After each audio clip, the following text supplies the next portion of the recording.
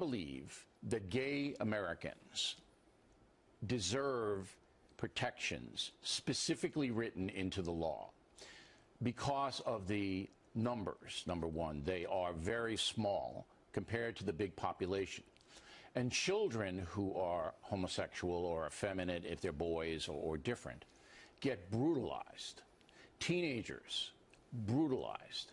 Matthew Shepard, remember the case in Wyoming, killed, nailed to a fence post, all right, only because of their sexual orientation. No other reason. Oh, Bill, poor Bill, Bill. Read the book.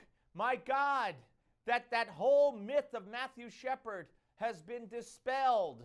Man, first of all, I'm shocked he didn't have the author on. We had the author on not once but twice.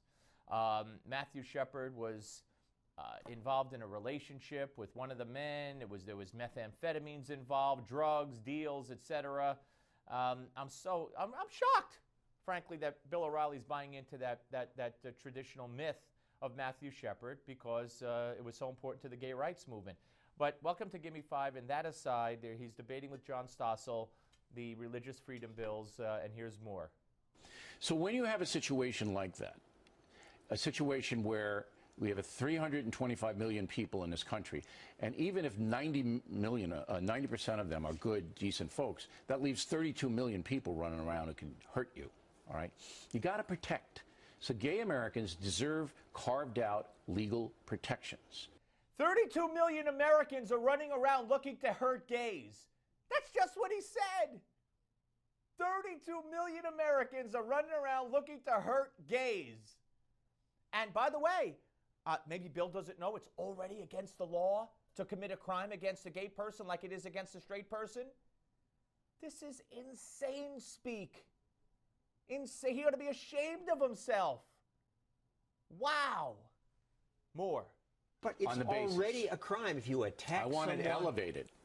But we've already got all the race, gender, religion, disability, age, all these specially protected groups. Okay. I'm two of those. You better be nice to me. Well, I always am. But I think you understand where I'm coming from here, is that there is a risk in certain areas of this country. Of course, but this is the point. And maybe a local jurisdiction won't investigate because they succumb to the pressure.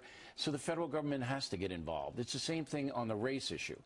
So, I mean, I'm going to demand, and I think those protections are needed. You could demand all you want.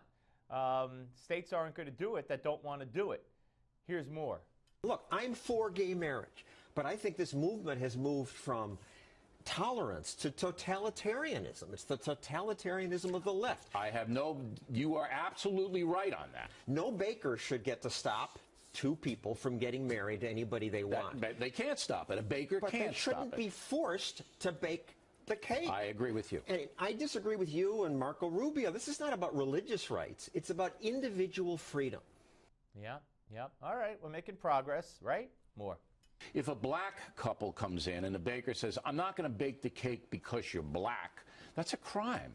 Given America's history, blacks are a special case.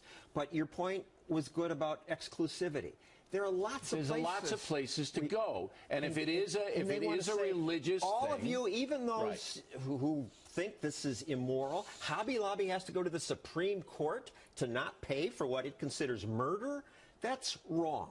Well, the system actually worked there, though, because it ruled in their favor. Had to spend a gazillion dollars. Let's get back to the point. Prove they were religious.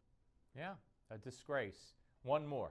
Let's get back to this totalitarianism, fascism that's being imposed by the secular progressive fanatics.